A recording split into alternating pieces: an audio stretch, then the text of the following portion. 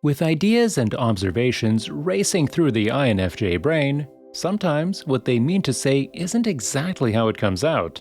And then there are other times that INFJs purposefully say things they don't really mean in order to spare others the potential boredom or truth of how they're feeling deep down inside. So, what are some things INFJs say and what do they really mean? Welcome back, psychos! Before we get into it, we'd love it if you liked and subscribed to our channel, as well as clicked the post notification bell so you never miss a video. Number 1. Yes, but... Oh, INFJs and their yes buts. Yes, I can see where you're coming from, but have you ever thought of it this way? Yes, I can see why you feel that way, but have you ever thought of how they're feeling? You get the gist. INFJs always see the other side of things in order to broaden their own perception, and in turn, they end up encouraging others to also see the potential blind side to their own opinions.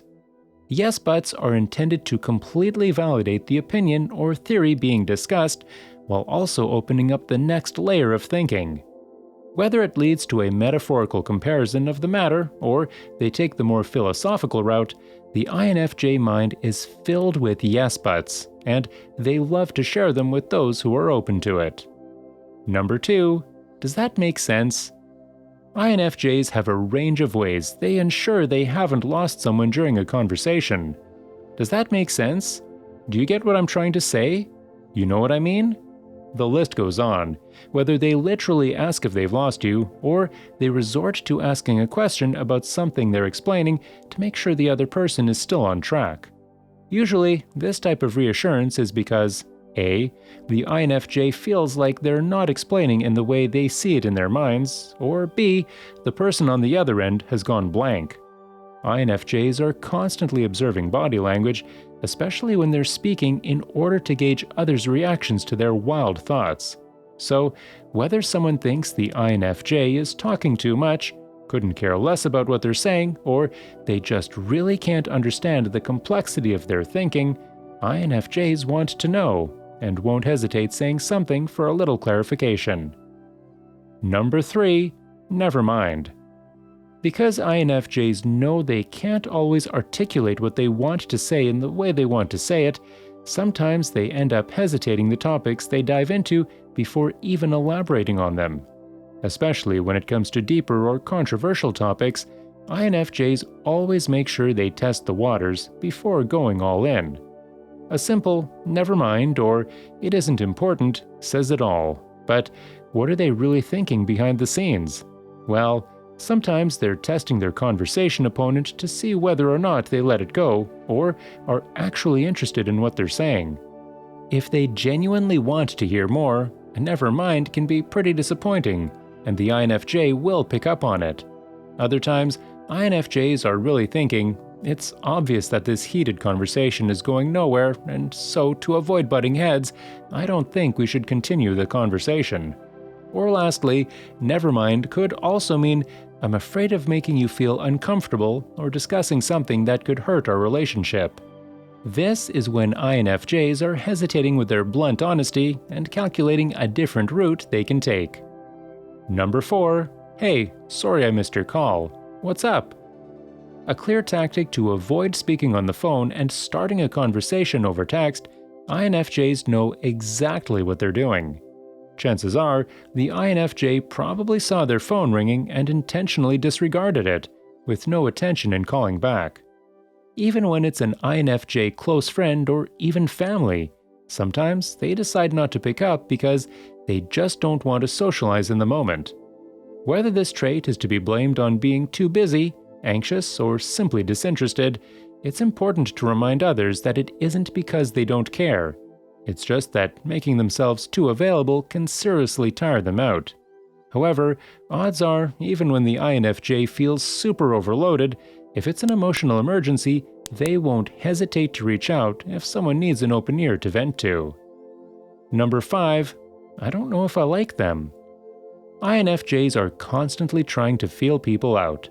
With a constant intake of moods and observations of things like body language and manners, INFJs are always trying to decipher if they could see themselves actually being friends with someone. and although their judgment of character is rarely off, they still require a decent amount of time and exposure to an individual before making their judgment. "I don't know if I like them" can mean that the INFJ doesn't have enough information to decide whether or not they actually could get along with them. Or it could mean, "I thought I liked them, but I saw them do blank, and now I don't know if I like them." However, the empathetic side of the INFJ is always giving others the benefit of the doubt. So, they'd be happy to be proven wrong in their negative opinions of other people. Number 6. Sorry, say that last part again? With serious daydreaming skills, even the attentive INFJ can get sidetracked by their own thoughts. When an INFJ zones out and they're actually listening to someone or something they're interested in, they won't hesitate to ask them to repeat. Whether they say they've zoned out or end up sharing the idea they got caught up in, INFJs want to make it clear that they weren't mentally staring out into blankness. Thanks to their introverted intuition and introverted thinking functions, sometimes their thoughts can become seriously distracting. So, in other words, when an INFJ remarks on how they missed what you were saying, what they're really implying is that they're genuinely interested in hearing it. Number 7. It's pretty crowded in here. Crowded, bright, loud, busy.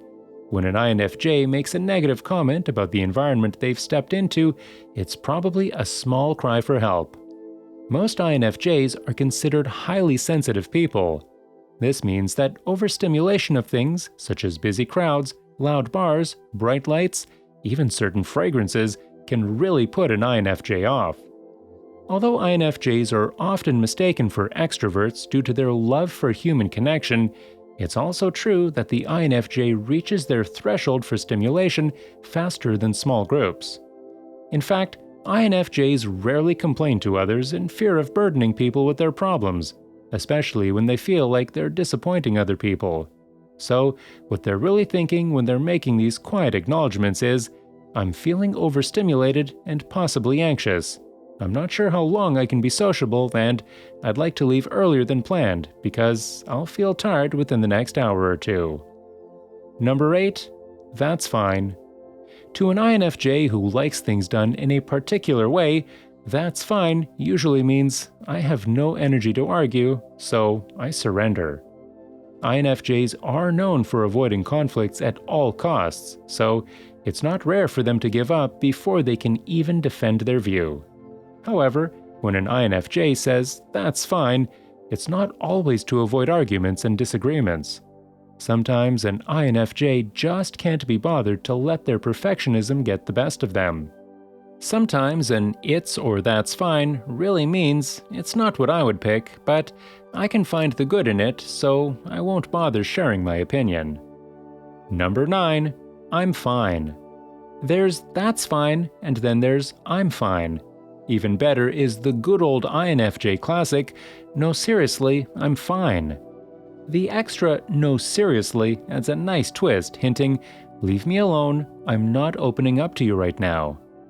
While INFJs feel a duty to help others sort through their problems, the last thing they want to do is direct the spotlight on their own problems. They're emotionally independent and desire to handle their problems on their own. With the addition of the INFJ's fear of being misunderstood, there's multiple reasons behind the guilt, pride, or fear in preventing this type from opening up about how they're really feeling. So, while the simple phrase of "nothing is wrong" or "I'm fine" could mean exactly that, it could also mean something is very wrong, but they don't want to unload their problems on you. Number 10. I don't know. Similar to "never mind," an INFJ, "I don't know," can sometimes mean that they feel like they've ran out of ways to try and explain something. Like, they don't know where they were going with what they were saying, even though they understood themselves completely. However, on the other hand, when an INFJ seems unable to make a decision, such as where to go for dinner, or whether or not they should say yes to a social invite, all it really means is that they need more time to decide. Sometimes, if others are waiting for them to make a decision, they may just resort to saying it's up to them, even though they would love to prefer to have a little patience for their input. Well, psychos, That's it for today's video. So, do you say any of these things as an INFJ? Let us know in the comments below. Also, make sure to leave us a like, share with your friends, and also subscribe to our channel so that you never miss a video.